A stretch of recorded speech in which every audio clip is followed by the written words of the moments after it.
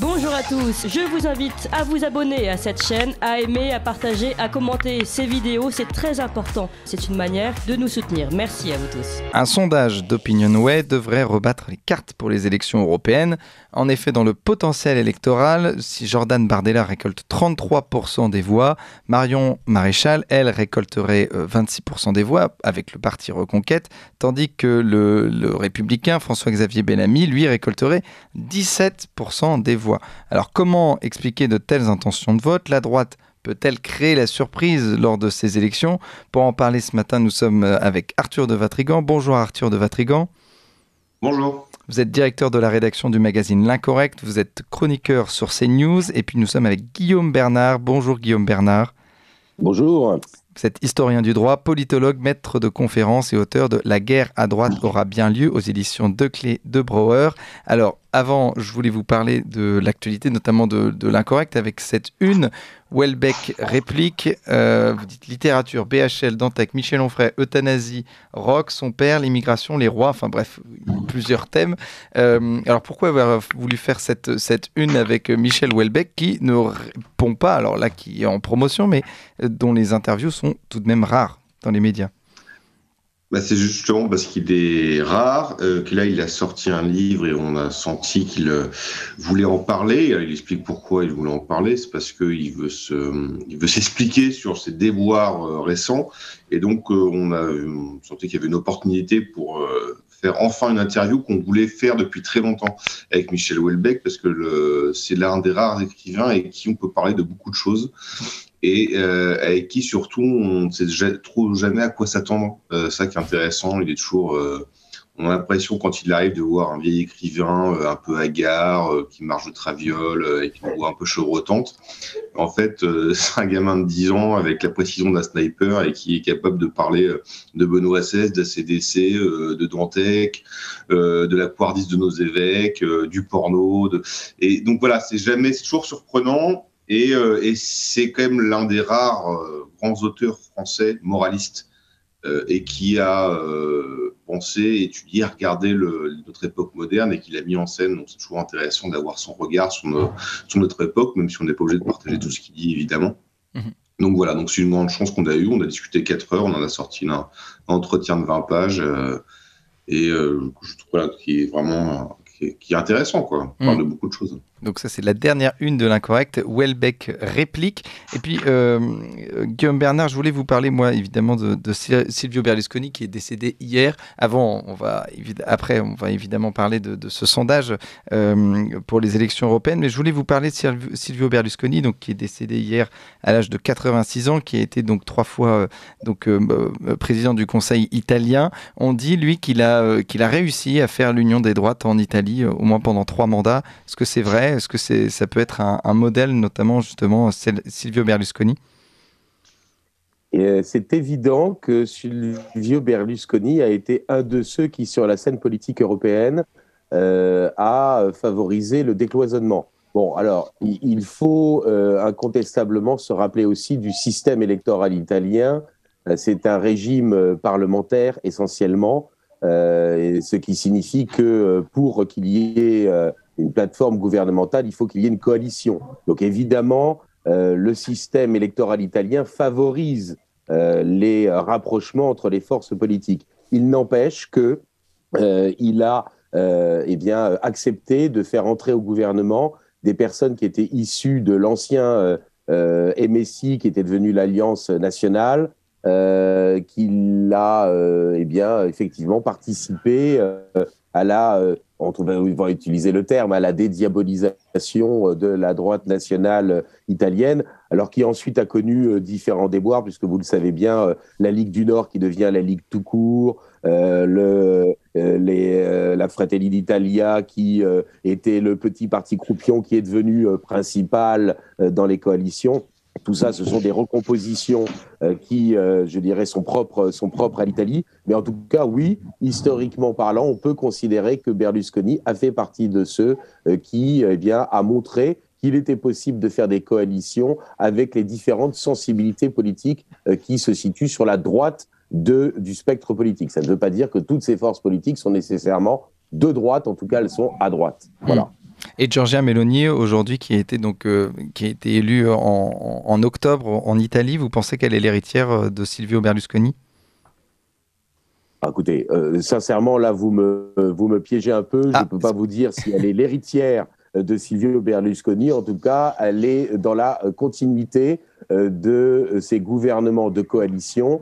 Et puis, on le sait bien, derrière, je dirais, les différentes forces politiques, il y a des enjeux plus importants, encore plus importants que les enjeux nationaux. On sait très bien que les prises de position sur la scène internationale de tel ou tel parti expliquent qu'il y ait des soutiens venus de telle puissance ou de telle autre. Que telle force politique a tenté, on le sait bien à la Ligue, une coalition populiste droite-gauche avec le mouvement 5 étoiles et que ça lui a porté énormément préjudice. Je crois l'avoir dit d'ailleurs sur votre antenne déjà, que je faisais partie de ceux qui ne croyaient pas à la possibilité d'une pérennité d'une alliance dite populiste droite-gauche parce qu'il faut une cohérence doctrinale pour pouvoir mener une véritable politique et que donc effectivement la Ligue s'est en grande partie handicapée en brouillant les repères idéologiques, tandis que Fratelli d'Italia ne l'a pas fait. Mais pour autant, Fratelli d'Italia est plutôt sur des positions pro-OTAN, tandis que la Ligue est plutôt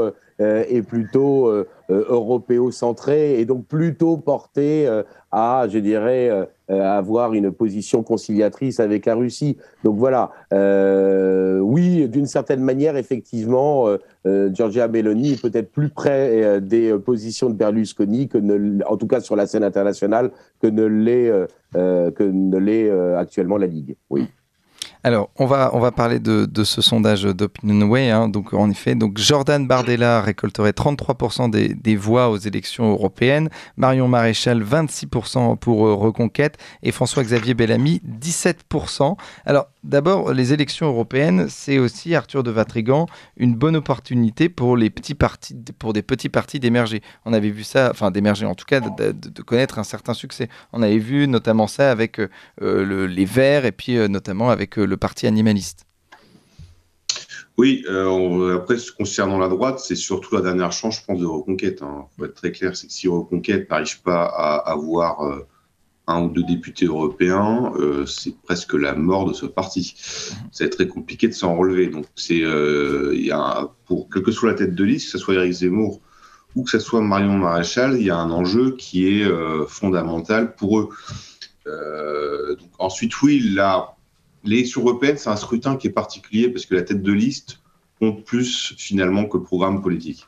On regarde bien. Et c'est pourquoi nous, on a voulu faire un sondage, non pas sur le vote, parce qu'on est à un an des élections, qu'on sait que ça bouge, que ça n'a pas de sens. Par contre, la popularité, la notoriété et le potentiel électoral, ça, c'est quelque chose qui donne quand même des indications assez intéressantes. Si on prend par exemple sur la dernière élection sur les Verts, c'est Jadot qui a fait une percée parce que c'était Jadot, c'est pas parce que c'était les Verts. Évidemment que les Verts ont accompagné, mais si vous aviez mis une autre personnalité que Jadot, on n'aurait pas eu ce score-là et donc pas cette percée-là. Donc ce qui est intéressant, c'est de voir sur les LR, alors pour le RN, on a quand même peu trop de doutes, à part une grande catastrophe ou à part une campagne catastrophique, on voit mal le RN et Jordan Bardella ne pas finir premier. On ne sait jamais en politique, mais on les voit mal. Par contre, concernant les LR et concernant Reconquête, la tête de liste va avoir un impact important. Alors, ce qui est intéressant dans le sondage qu'on a sorti, c'est que Bellamy a une cote de popularité, une cote de notoriété qui est très faible, comparée évidemment à Bardella et à Marion Maréchal. Si on prend les têtes de liste de LREM, je ne suis pas certain que vos auditeurs le connaissent, la tête de liste, et que si on fait un sondage, il fera 3%. Mais bon, comme c'est le parti du présidentiel, voilà, il fera un peu plus que 3%. Mais ce qui nous a surpris, c'est même si Bellamy commence à percer depuis la dernière élection européenne et fait un bon mandat de député, parce que c'est quand même l'un des rares qui travaille beaucoup et qui, en plus, arrive à communiquer sur son travail, il reste quand même très loin en popularité, très très loin derrière Marion Maréchal et Jordan Bardella. Et justement, pour Guillaume Bernard, concernant les LR, donc la notoriété notamment de François-Xavier Bellamy, il est de 38%. alors que donc Marion Maréchal est à 92% et Jordan Bardella à 77%. Donc François-Xavier Bellamy, il y a plus d'un Français sur deux qui ne savent même pas qui est François-Xavier Bellamy. Et au niveau de la popularité, forcément ça se fait ressentir parce qu'il a 15% de popularité et donc il a 17% de potentiel électoral. Comment se fait-il que le LR, qui était quand même le parti de Nicolas Sarkozy, qui a été président de la République, aujourd'hui les gens ne connaissent même plus la tête d'affiche des LR?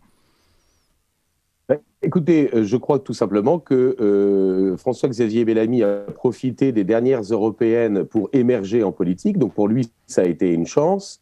Et il en a profité parce que tout simplement, les caciques de LR ne voulaient pas aller au feu.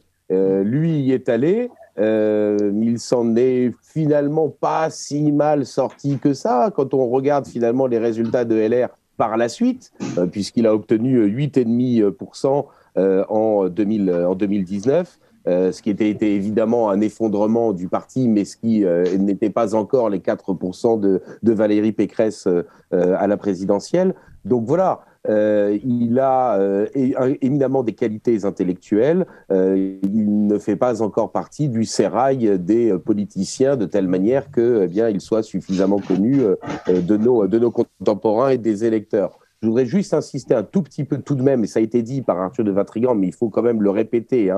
Nous ne sommes évidemment pas là aujourd'hui à 1 an des élections, puisqu'elles auront lieu le 9 juin 2024 normalement. Nous ne sommes pas là en capacité d'avoir des sondages qui donnent un paysage politique et des résultats électoraux qui soient crédibles. Là, on est sur des potentialités à 1 an de l'élection, sachant que d'ici là, il va y avoir le débat sur l'euthanasie. J'en profite pour faire une petite parenthèse en disant que Michel Houellebecq, avec tous les défauts qu'il peut avoir par ailleurs, est sans doute une des rares personnalités d'envergure qui ose prendre position contre l'euthanasie. Bon, c'est quand même tout de même à noter et c'est intéressant. Donc on aura le débat sur l'euthanasie, on aura évidemment peut-être... Alors Guillaume Bernard, je vous redonne la parole.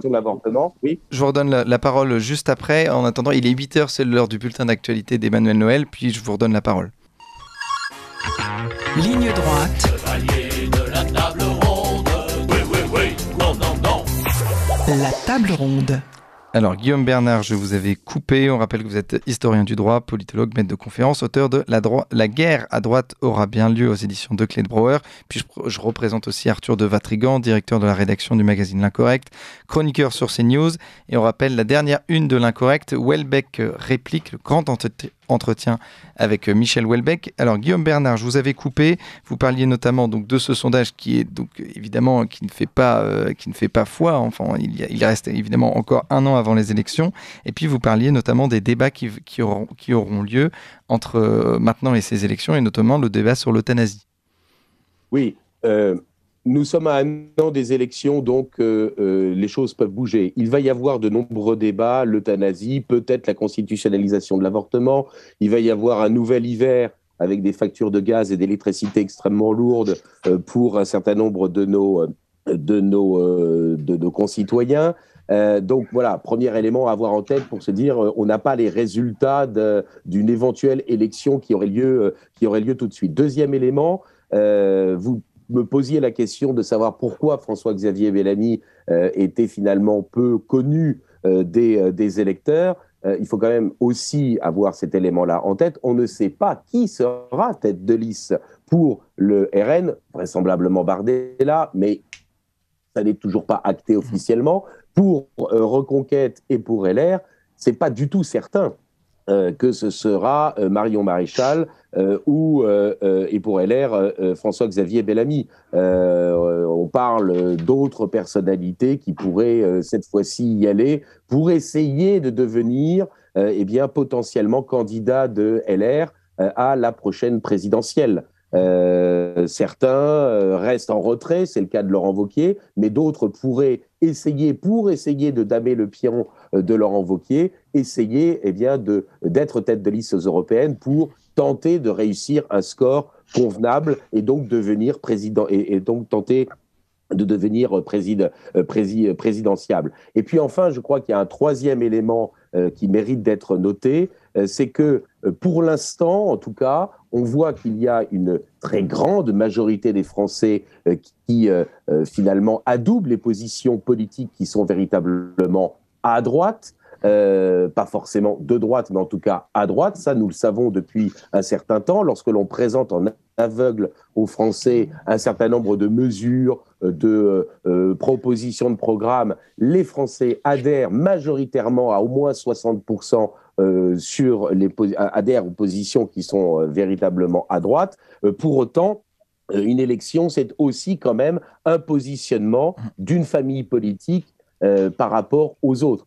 Quelle va être la différenciation que LR, Reconquête et le Rassemblement national vont essayer d'imprimer dans la campagne pour marquer leur différence par rapport aux autres. On sait que Reconquête, LR et le RN ne seront pas sur une position pro-Frexit, ils seront sans doute sur des positions quelque peu eurosceptiques, plus ou moins eurosceptiques, voire souverainistes, mais ils ne seront pas sur des positions pro-Frexit. Et donc, leur différenciation sera tout de même assez délicate. Et donc ça pourrait aussi rebattre l'écart. Alors, on parle notamment des LR et puis évidemment de Reconquête. Alors, on parle de Nadine Morano qui pourrait potentiellement quitter les LR pour Reconquête. C'est évidemment un bruit de couloir. Mais est-ce que Arthur de Vatrigan, entre Reconquête et LR, finalement, pour ces élections européennes, il n'en restera qu'un, c'est-à-dire que soit Reconquête arrive à émerger et donc à gagner des voix et à se positionner comme étant l'autre parti de droite à côté du Rassemblement national, ou alors ça sera LR qui gardera cette place, sachant que le LR a toujours, on dit, une base électorale forte, notamment de retraités.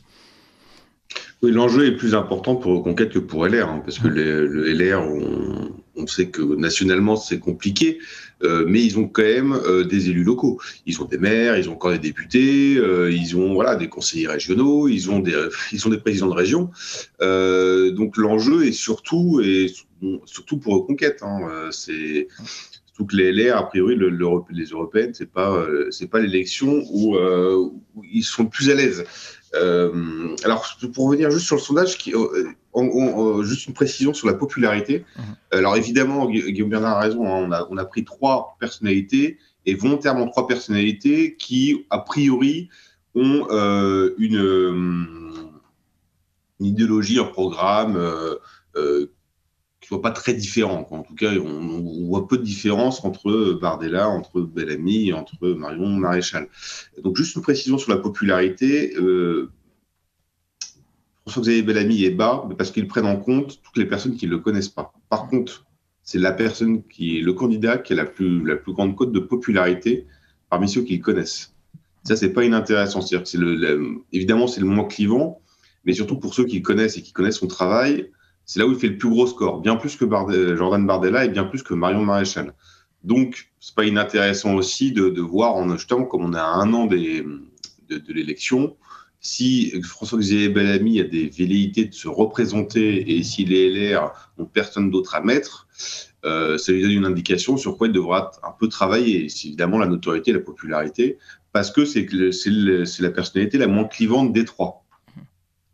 Pour revenir sur Reconquête, il y a 2 enjeux. Il y a l'enjeu pour Reconquête, mais il y a aussi l'enjeu pour Marion Maréchal, parce qu'après 5 ans de coupure, de mise en retrait politique, elle est revenue avec un retour, il faut quand même l'avouer, un peu raté.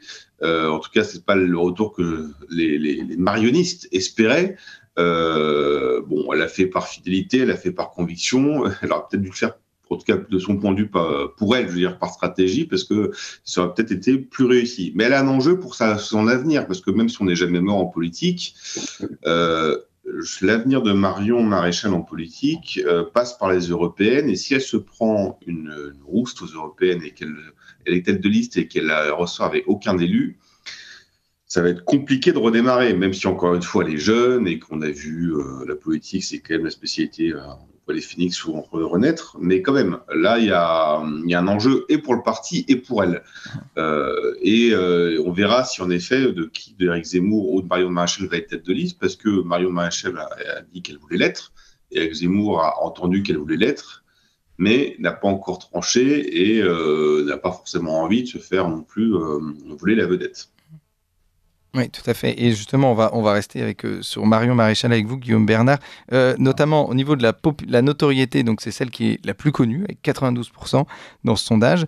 Et c'est celle, notamment, qui a 33% de popularité, comme Jordan Bardella. Et puis, il y a aussi, on peut penser qu'elle est à 54%. Elle peut rassembler à 54% des électeurs RN. Donc si Marion Maréchal arrive à gommer cette image clivante, parce que c'est notamment ça qu'on reproche aussi au mouvement Reconquête, c'est de cliver, elle peut être cette candidate de l'Union des droites.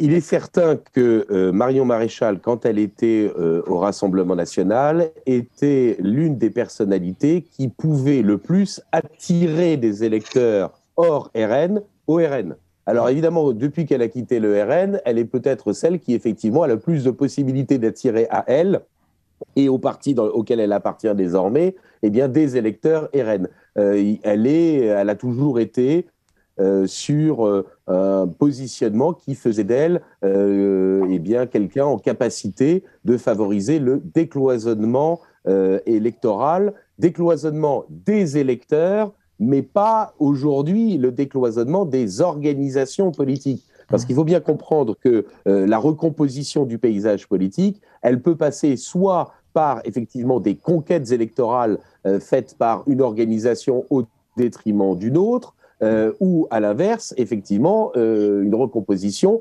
par des alliances d'organisations. Bon, et là, il est évident qu'ayant quitté le RN avec fracas et ayant finalement rejoint Éric Zemmour, Arthur de Vatrigan l'a dit avec un timing, pardonnez-moi sur courtoisie d'utiliser ce terme anglais, mais enfin, je veux dire avec effectivement un timing assez étonnant, en plein milieu de la campagne, donc ni au tout début pour la propulser, ni en toute fin pour respecter ce qu'elle avait elle-même préconisé, c'est-à-dire de dire eh bien le meilleur, le moins bien placé doit se retirer devant le meilleur. Il est bien évident qu'aujourd'hui, en termes d'organisation politique, elle est clivante.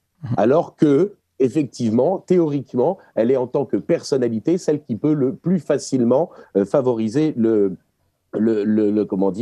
les convergences électorales. Moi, j'aurais tendance à penser, mais moi, je ne suis pas conseiller de Reconquête, j'aurais tendance à penser qu'elle a une plus forte capacité qu'Éric Zemmour à réussir un score aux européennes. Je rappelle que pour avoir des élus aux européennes, il faut passer la barre des 5%, et grosso modo, 1% de plus, c'est un élu de plus. Donc, si vous avez 7%, vous avez 6-7 élus. Si vous avez 10-11%, vous avez 11 élus, 11-12 élus. Voilà, grosso modo, je dirais la répartition. Donc, effectivement, Marion Maréchal joue gros parce que elle a un positionnement qui la rendait extrêmement utile au Rassemblement national. Et là, aujourd'hui, à Reconquête, effectivement, c'est son avenir politique personnel qui est véritablement en jeu. Et je réinsiste, pardonnez-moi, je sais que ça n'est pas toujours ce qui est utile dans une émission de répéter les choses qui ont déjà été dites, mais je veux véritablement insister pour que les auditeurs de Radio Courtoisie, je dirais, aient bien effectivement cela en tête. LR, bien sûr, joue en partie son avenir aux européennes parce qu'un score qui serait absolument misérable rendrait une candidature à la présidentielle de LR évidemment délicate et compliquée. Mais ils ont des élus locaux. Ils ont un tissu d'élus qui leur permettra d'être présents à la prochaine présidentielle, ce qui n'est pas forcément le cas de Reconquête, évidemment.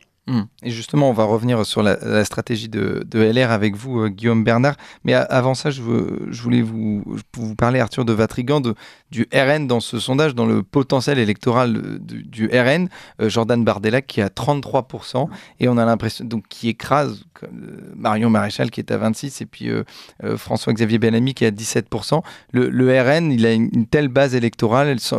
Pour lui, l'élection européenne est déjà gagnée pour le Rassemblement national. On va dire que s'ils n'arrivent pas premiers, ce sera un échec surprenant. Mais voilà, encore une fois, en politique, tout est possible. Ce qui est intéressant chez Jordan Bardella, et c'est justement pour compléter ce que disait Guillaume Bernard sur l'élargissement que Marion Maréchal représentait au RN, c'est que Jordan Bardella a un peu remplacé Marion Maréchal au RN. C'est-à-dire qu'il est quelqu'un qui est très apprécié par les électeurs de droite. Dans le potentiel électoral, par exemple, 75% des proches de Reconquête sont prêts à voter Jordan Bardella. Et 35% des proches de LR sont prêts à voter Jordan Bardella. Ce qui n'aura pas été le même score pour Marine Le Pen, je pense. Donc, il représente un peu ce que représentait Marion Maréchal, plutôt la branche droite, identitaire du Rassemblement national. Donc, la confrontation des deux va être assez intéressante. Concernant la certitude de vote, aujourd'hui, Marion Maréchal est à 9%. Donc, plus haut que le score d'Éric Zemmour à la présidentielle. Après, le problème de Marion Maréchal, encore une fois, c'est qu'elle serait la représentante d'un parti qui s'appelle Reconquête et peut pâtir des sorties d'Éric Zemmour. Parce qu'en ce moment, on ne va pas dire qu'Éric Zemmour soit en très grande forme. Si on prend, par exemple, ce qui s'est passé, le drame d'Annecy, normalement, il devrait jouer sur du velours. Il devrait juste surligner ce qui s'est passé. Il n'aura pas besoin de convaincre grand monde de ce qu'il dit depuis des années. Le problème, c'est qu'on a l'impression que là, il sort la grande artillerie, le bazooka, le tracteur, et ça va pas plaire. Ça commence à agacer beaucoup de monde et ça commence à créer de l'incompréhension parce que on parle, vous savez, beaucoup de récupération. En tout cas, la gauche dénonce beaucoup les récupérations. C'est quand même un mot absurde parce que le principe de la politique, c'est justement de récupérer des faits pour soit améliorer le tragique ou gommer le tragique, soit recopier, dupliquer ce qui fonctionne. Mais le manque de finesse et la violence, parfois, dans les termes et dans la sémantique utilisée par Éric Zemmour, peut jouer des tours, je pense, à Marion Maréchal si elle devient tête de liste aux européennes. Et elle va devoir prendre ça en considération, c'est qu'elle ne pourra pas faire campagne toute seule. Même si elle est tête de liste, Éric Zemmour ne se taira pas et sera actif, évidemment, en tant que président du parti. Et donc, bizarrement, on pourra se retrouver aussi dans ce pourquoi les partis du Rassemblement national, c'est-à-dire de ne pas avoir, ça l'expliquait, de sa liberté, elle voulait recourir sa liberté et ne supportait pas que la présidente du parti, qui était en plus sa tante, lui, parfois, dame le pion. Bref, et donc elle risque de se retrouver dans cette configuration aussi avec le chef de parti. Donc ça, c'est une inconnue pour l'instant à ajouter dans toutes les inconnues qui sont normales à un nom d'une élection. Et donc voilà, vous avez Reconquête qui n'est pas très stable, notamment Marion Maréchal. Quelle sera sa position face à Éric Zemmour? Reconquête qui n'est pas en très grande forme. D'un côté, vous avez donc François-Xavier Bellamy qui lui n'est pas très populaire, bien qu'il fasse du bon travail évidemment au Parlement européen et qui a une bonne opinion, une bonne popularité au sein des LR. Et Guillaume Bernard, vous avez toujours ce bloc du Rassemblement national qui est stable et qui semble indestructible. L'enjeu pour Jordan Bardella, il est tout de même important avec ces européennes. D'abord parce que, hormis effectivement les municipales de 83 où le FN de l'époque avait quand même percé, on considère que ce sont les européennes de 1984 qui ont véritablement permis l'avènement de ce parti politique sur la scène politique et médiatique française. Donc les européennes pour le FN, devenu le RN, c'est évidemment une élection importante, ce qui n'est pas le cas, ou ce qui est le moins le cas, pour les grosses anciennes organisations, qui étaient à l'époque le Parti socialiste ou le RPR ou l'UMP. Bon. Donc, faire un bon score et arriver en tête, pour Jordan Bardella, c'est évidemment important parce que ça pourrait apparaître comme étant un échec personnel si la liste du Rassemblement national n'arrivait pas en tête au soir des élections. Et puis, je pense qu'il y a un non-dit qu'il faut quand même évoquer. C'est tout simplement, est-ce que Jordan Bardella, s'il réussit à être en tête le 9 mai 2024, s'il est très en avance par rapport aux autres listes, parce qu'il n'y a pas simplement l'ordre dans lequel on sort, il y a aussi l'écart vis-à-vis des autres listes. S'il arrive véritablement en tête et très en avance vis-à-vis des autres listes, et notamment vis-à-vis de la liste Reconquête, est-ce que Jordan Bardella ne devient pas tout simplement présidentiable, ne devient pas un candidat potentiel pour le Rassemblement national, pour la présidentielle de 2027. Ça n'est pas à exclure. Je ne veux pas retourner le couteau dans la plaie, mais on sait très bien que dans toutes les organisations, on vient d'en parler à propos d'Éric Zemmour et de Marion Maréchal, qui parfois ne sont pas exactement sur la même ligne, on sait très bien, on le sait vous aussi bien que moi, qu'il y a à l'intérieur du Rassemblement national des petites bisbilles, des petites concurrences. Oui, évidemment, si Jordan Bardella pliait le match, comme on dit, s'il était 5, 6, peut-être même 10 points devant la liste de Reconquête et de LFI, est-ce que ça ne permettrait pas à Jordan Bardella de devenir présidentiable ? C'est une hypothèse qu'il faut aujourd'hui soulever.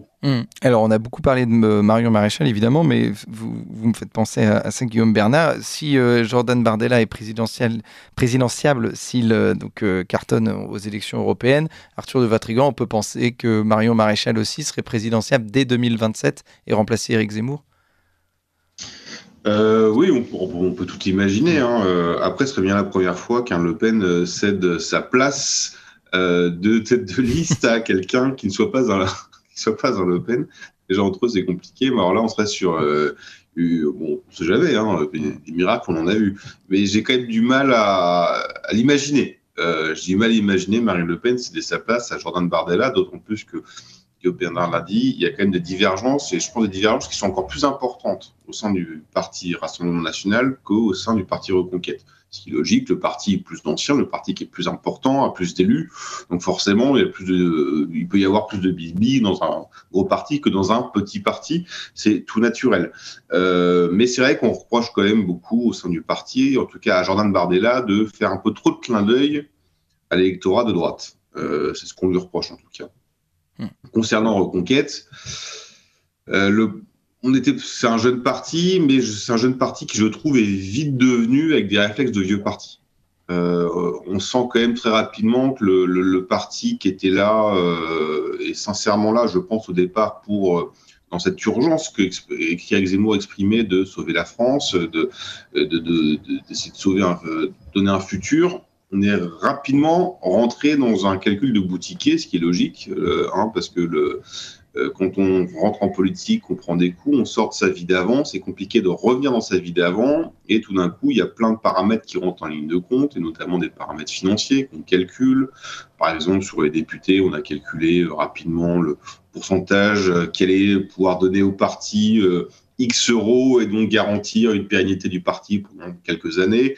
Voilà, malheureusement, tous les partis, même avec toute la bonne volonté du monde, rentrent, dans le rang, c'est-à-dire de la politique politicienne.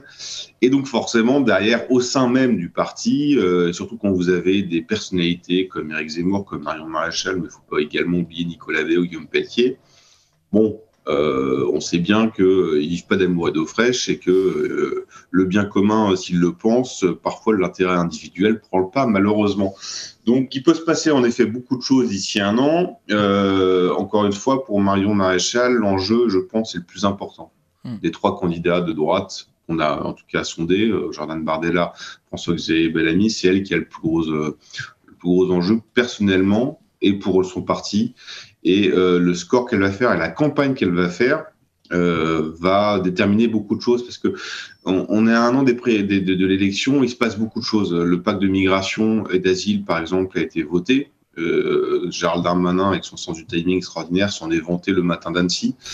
Pour rappel, le pacte de migration, c'est où on file non seulement les clés, mais on file la concierge, on file l'appartement, on file tout le patrimoine français à l'Europe. Donc,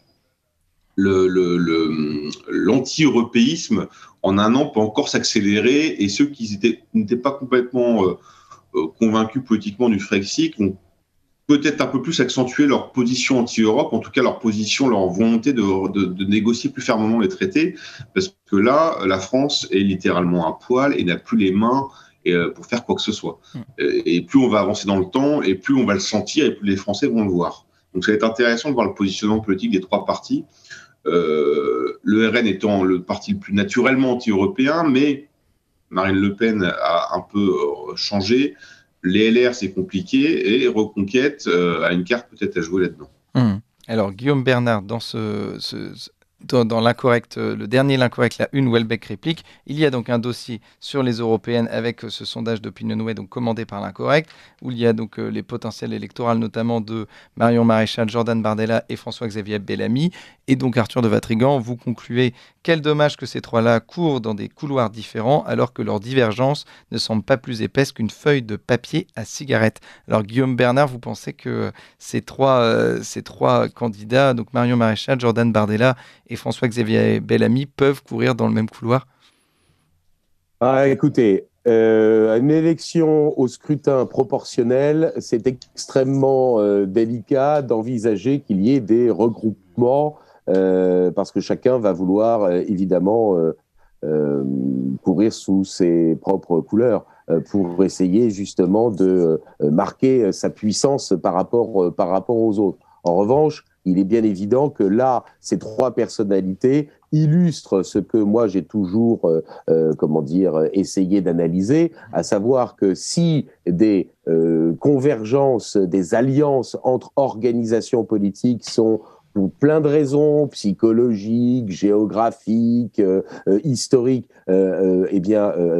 quasiment et vraisemblablement impossibles. En revanche, des convergences des électeurs et, je dirais, des convergences du point de vue programmatique sont parfaitement envisageables. C'est ce que j'ai proposé d'appeler non pas l'union des droites, mais l'unité de la droite, c'est-à-dire de réunir des gens qui, en fait, sont tous véritablement de droite et non pas simplement positionnés politiquement à droite. Et donc, il est évident que ces personnalités-là, je converge parfaitement avec ce qu'Arthur de Vatrigan a écrit, ces trois personnalités-là, si elles sont, je dirais, honnêtes et si elles ne jouent pas le jeu de la boutique partisane, en fait, sont très, très, très largement, évidemment, convergentes.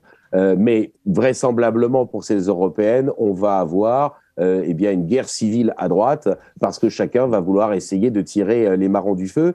Qu'ils n'oublient pas tout de même deux choses. Un, leur résultat ne dépendra pas que de leur performance, mais aussi de la participation, parce que il faut qu'il y ait les différentes catégories sociales qui participent à une élection pour qu'il y ait véritablement des scores élevés, notamment pour le Rassemblement national. Et donc, effectivement, si les catégories populaires ne votent pas, le score du RN peut être vraisemblablement, je dirais, inférieur à ce qu'il pourrait être. Et puis qu'il n'oublie pas autre chose, c'est que le désintérêt vis-à-vis de la classe politique, il est quand même extrêmement élevé.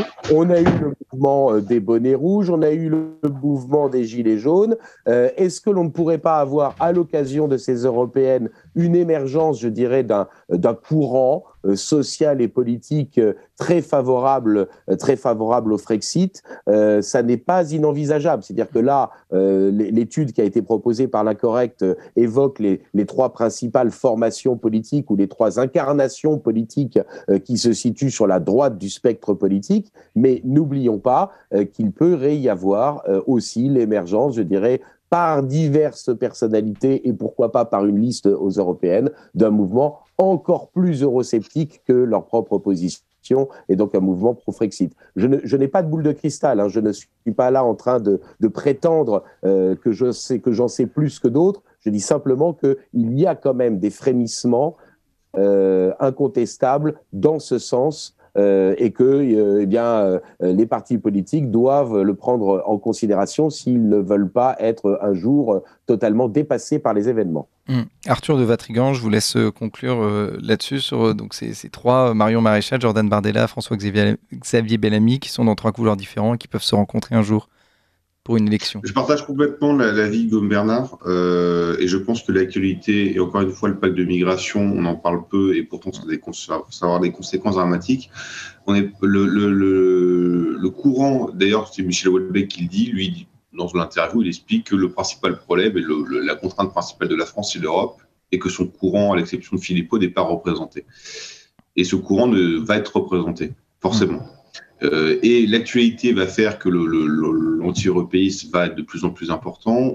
Je sais qu'il y a des négociations avec différentes personnalités sur une liste potentielle commune. Après, on sait que malheureusement les égos prennent souvent le pas et que c'est ces belles velléités de départ se finissent rarement bien. Moi j'espère que ce courant sera représenté, parce que si on veut un jour essayer d'avoir une vraie démocratie, c'est important que tous les courants soient représentés, et on sait qu'il y a un fonds anti-européen important. Après, juste revenir sur les 3 personnalités, quelle course sous la M kazakh, c'est un vœu pieux auquel je ne crois pas, évidemment. Les partis sont trop importants, les calculs de boutiquiers, malheureusement, prennent le pas sur le bien commun, mais il est quand même important de rappeler que ces personnalités-là, ces 3 personnes-là, ont très peu de divergences, et que c'est toujours l'électeur et la France qui payent ses choix individuels à la fin. Merci Arthur de Vatrigan. On rappelle que vous êtes directeur de la rédaction du magazine L'Incorrect. On rappelle la dernière une de L'Incorrect, donc un grand entretien avec Michel Houellebecq. Houellebecq réplique, et puis vous êtes aussi chroniqueur sur CNews. Et Guillaume Bernard Mercier, vous êtes historien du droit, politologue, maître de conférences et auteur de La guerre à droite aura bien lieu aux éditions des Clés de Brouwer. Merci à tous les deux.